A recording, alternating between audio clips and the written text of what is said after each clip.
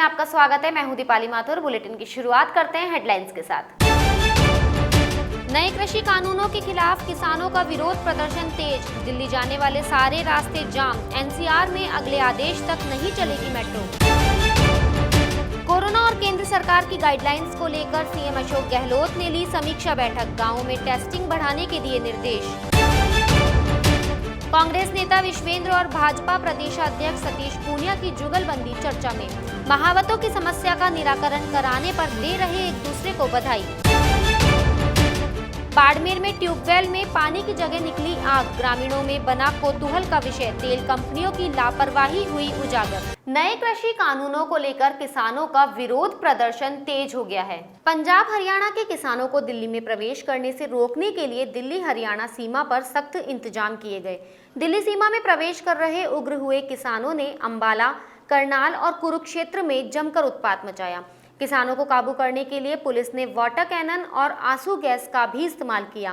किसानों के प्रदर्शन के चलते शंभू बॉर्डर पर स्थिति तनावपूर्ण बन गई।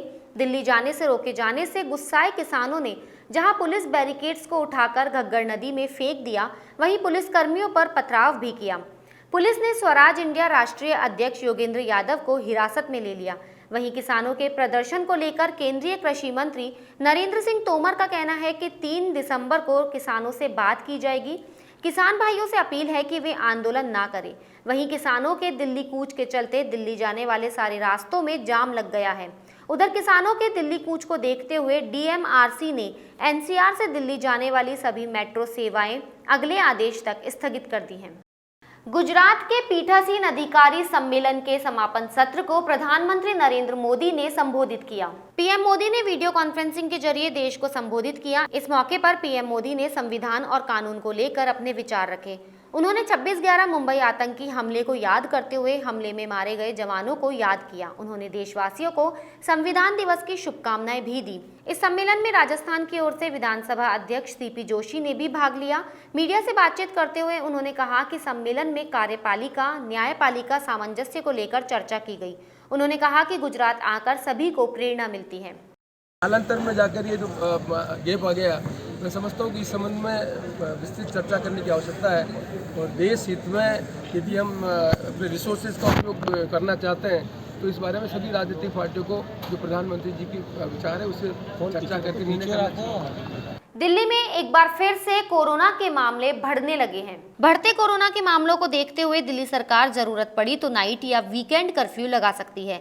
सरकार ने दिल्ली हाई कोर्ट को बताया कि उसने किसी भी प्रकार के कर्फ्यू को लागू करने पर अभी तक कोई निर्णय नहीं लिया है।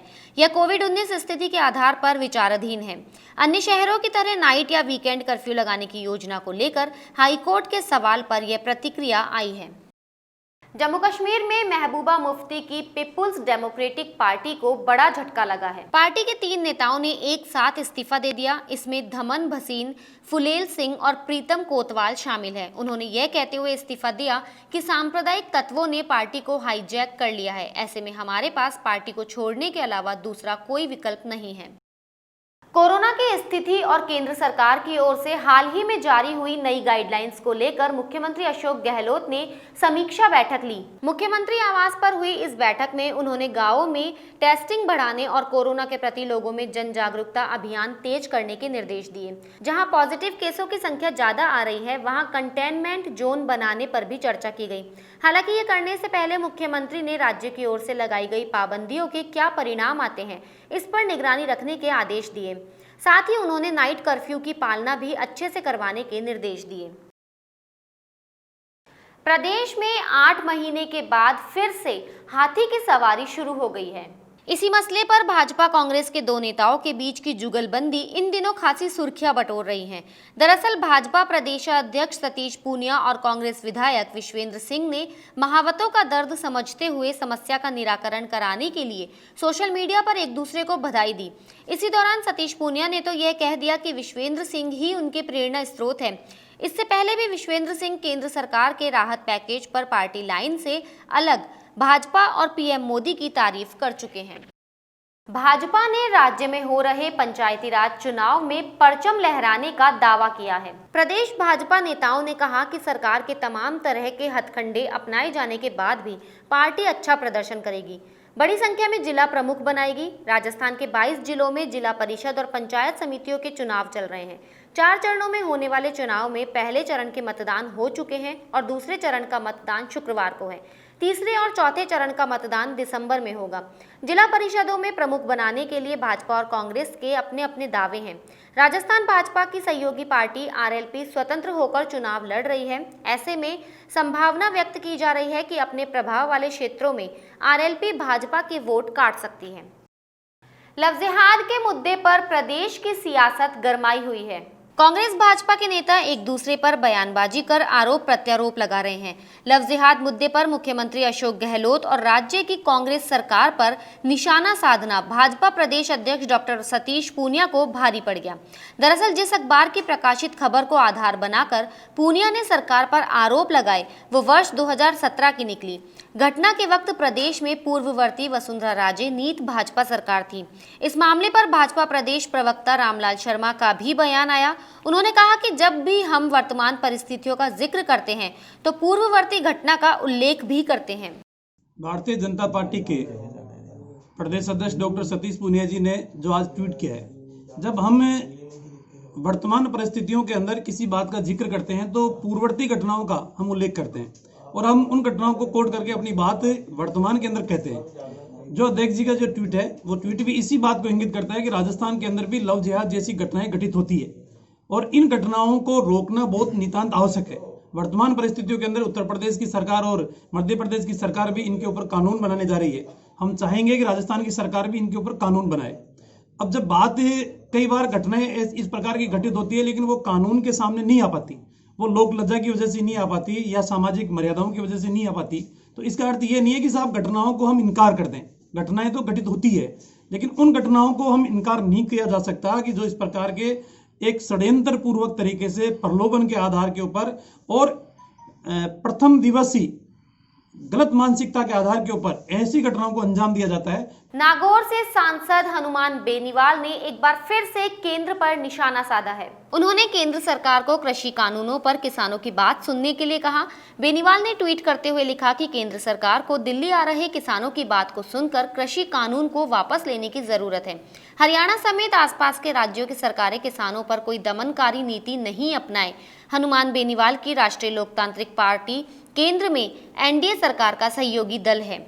देश भर में संविधान दिवस की 71वीं वर्षगांठ पर कई कार्यक्रम आयोजित हुए। राजस्थान भाजपा के प्रदेश कार्यालय में संविधान दिवस कार्यक्रम मनाया गया। इस कार्यक्रम में प्रदेश संगठन महामंत्री चंद्रशेखर, राष्ट्रीय मंत्री अलका गुर्जर, मुख्य प्रवक्ता रामलाल शर्मा सहित कई वरिष्ठ कार्यकर्ता उपस्थित रहे। इस अवसर पर प्रदेश संगठन मंत्री चंद्रशेखर सहित सभी भाजपाइयों ने बाबा साहेब अम्बेडकर को पुष्पांजलि दी। कांग्रेस के वरिष्ठ नेता रहे अहमद पटेल को प्रदेश युवा कांग्रेस की ओर से पुष्पांजलि दी गई। अहमद पटेल कांग्रेस में संकट मोचन के रूप में जाने जाते थे। प्रदेश युवा कांग्रेस की ओर से बनी पार्क स्थित मुख्यालय पर यह कार्यक्रम हुआ। कार्यक्रम में युवा कांग्रेस जयपुर शहर प्रभारी जगमोहन मीणा, प्रदेश उपाध्यक्ष यशवीर सूरा, प्रदेश उपाध्यक्ष सतवीर आलोरिया सहित अन्य कार्यकर्ता मौजूद रहे। मैं जगमोहन मीणा, प्रदेश महासचिव युवा कांग्रेस जयपुर शहर प्रभारी।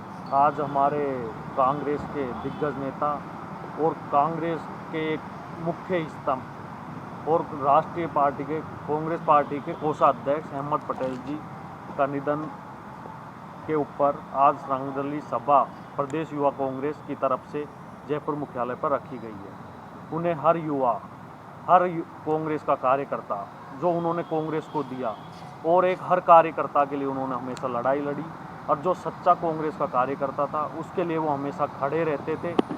सुख दुख में हमेशा, चाहे पारिवारिक काम हो चाहे पार्टी के हो, और एक पार्टी को नई। जयपुर के प्रतापनगर स्थित RUHS अस्पताल में वार्ड बॉयज ने सैलरी को लेकर जमकर हंगामा किया। हंगामे के दौरान अस्पताल के प्रिंसिपल सुधांशु कक्कड़ और वार्ड बॉयज के बीच तकरार भी हुई। ठेकाकर्मी वार्ड बॉयज ने बिना सूचना दिए नौकरी से निकालने और पिछले 3-4 माह की सैलरी नहीं देने के आरोप लगाए हैं। इन वार्ड बॉयज का कहना है कि अस्पताल में कोविड-19 संक्रमण के दौरान वे लगातार कार्य कर रहे थे। अचानक ही अस्पताल में कार्यरत 150 वार्ड बॉयज को हटा दिया गया। हम 1.5 साल से यहाँ पे काम कर रहे हैं। जब से यहाँ पे कोविड आया उससे पहले से काम कर रहे हैं हम यहाँ पे। कोविड आने के बाद भी हम काम कर रहे थे। जब इस हॉस्पिटल के अंदर वार्ड बॉय की फैसिलिटी नहीं थी, जब इस हॉस्पिटल के अंदर ओनली 15 वार्ड बॉय थे, तब हम काम कर रहे थे इस हॉस्पिटल के अंदर। आज इस हॉस्पिटल में 350 वार्ड बॉय है, और जबकि हमारे यहाँ पे गोपाल सिंह का फर्म थी, उसमें ओनली 15 वार्ड बॉय ने हमारा पूरा ये कोविड का हॉस्पिटल संभाला है। हमने 15 वार्ड बॉय ने पूरे हॉस्पिटल को इसको इतना चला के आज इस पोजीशन पे लेके आए कि हम कोविड को जीत सके, और हमने जीता है इस कोविड को। मैं यहाँ से विगत 2 महीने से काम कर रहा हूँ, और ये मेसर्स गोपाल सिंह राठौड़ की फर्म यहाँ काम कर रही है, वार्ड बॉय मैन पावर भी है। और यहाँ पे कोरोना से पहले, मार्च से पहले से काम कर रहे हैं, और यहाँ पे 3 महीने तक की सैलरी नहीं आई लोगों की। यहाँ पे जितने भी है 210 वार्ड बॉय काम करते थे, 210 वार्ड बॉय में से 15 दिन पहले 100 को हटा दिया बिना कारण बताए। उसके बाद फर्म को जो भी है नोटिस दिया नहीं दिया हमें कोई पता नहीं है, किसी को भी पता नहीं है। यहाँ पे 3-3 महीने की सैलरी अटकी पड़ी है, और इनको बिना कारण बताए। और कल मेरे को नोटिस थमा दिया 24 तारीख को शाम को, और उसके बाद बुलाया कि तुरंत प्रभाव से आपके वार्ड बॉय जितने भी उनको हटा लिया जाए। मैं वार्ड बॉय RUSH से यहाँ पे SOMS डिपार्टमेंट की तरफ से है ना व्यवस्था ना होने के कारण कल 3 मौतें हो चुकी है ऑक्सीजन प्लांट की तरफ से। ये SOMS डिपार्टमेंट आया है, इन्होंने गलती करी है, इसी कारण ये ऑक्सीजन ना मिलने से 3 मौतें हुई है। इनका जिम्मेदार SOMS डिपार्टमेंट और वार्ड बॉय है। अपनी मांगों को लेकर राजस्थान में हजारों कर्मचारी टूल डाउन हड़ताल पर रहे। इस हड़ताल में सार्वजनिक क्षेत्र के बैंकों, आयकर विभाग, बीमा और EPFO सहित 12 संगठन शामिल रहे। हड़ताल को अखिल भारतीय राज्य कर्मचारी महासंघ और विभिन्न ट्रेड यूनियंस ने भी समर्थन दिया।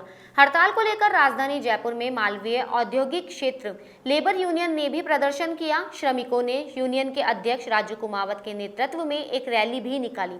रैली के दौरान उन्होंने कोरोना गाइडलाइंस का पूरा पालन किया। इसके बाद उन्होंने एक गेट मीटिंग भी की। राजस्थान के बाड़मेर जिले से एक ट्यूबवेल में से पानी की जगह आग निकलती देखकर हर कोई हैरत में पड़ गया। कुएं से आग निकलती देखकर वहां ग्रामीणों की भारी भीड़ एकत्र हो गई। घटना बाड़मेर जिले के सिणधारी उपखंड क्षेत्र के कोशलू गांव की है। कोशलू गांव के बाहर स्थित एक पुराना ट्यूबवेल अचानक आग उगलने लग गया। बताया जा रहा है कि इस प्रकार के गैस रिसाव के कारण पूर्व में भी ट्यूबवेल से आग की लपटें निकल चुकी हैं। प्रथम दृष्टया बताया जा रहा है कि तेल उत्खनन करने वाली तेल कंपनी की लापरवाही की वजह से ट्यूबवेल से आग की ये लपटें निकल रही है। कोशलू गांव में ट्यूबवेल से निकल रही आग की वजह से ग्रामीणों में दहशत का माहौल बना है। सर्दी के मौसम को देखते हुए ठाकुर जी की सेवा और भक्ति का तरीका बदल गया है। इसका प्रमाण इन दिनों आराध्य गोविंद देव जी मंदिर सहित अन्य देवालयों में दिख रहा है। शहर के आराध्य गोविंद देव जी मंदिर में ठाकुर जी को साफा और शॉल धारण कराना शुरू हो गया है। वहीं शयन झांकी में मखमली रुई से तैयार विशेष रजाई धारण कराई जा रही है। गोविंद देव जी के भोग में भी गर्म तासीर वाले व्यंजन शामिल है। मंदिर के प्रवक्ता मानस गोस्वामी की माने तो प्रातःकाल सर्दियों में धारण होने वाली जामा पोशाक और रात्रि में रजाई धारण करना प्रारंभ हो गई है। भोग व्यवस्था यथावत रहेगी। बुलेटिन में फिलहाल इतना ही। अगर आपको हमारा वीडियो पसंद आया हो तो हमारे चैनल को लाइक, शेयर और सब्सक्राइब जरूर करें।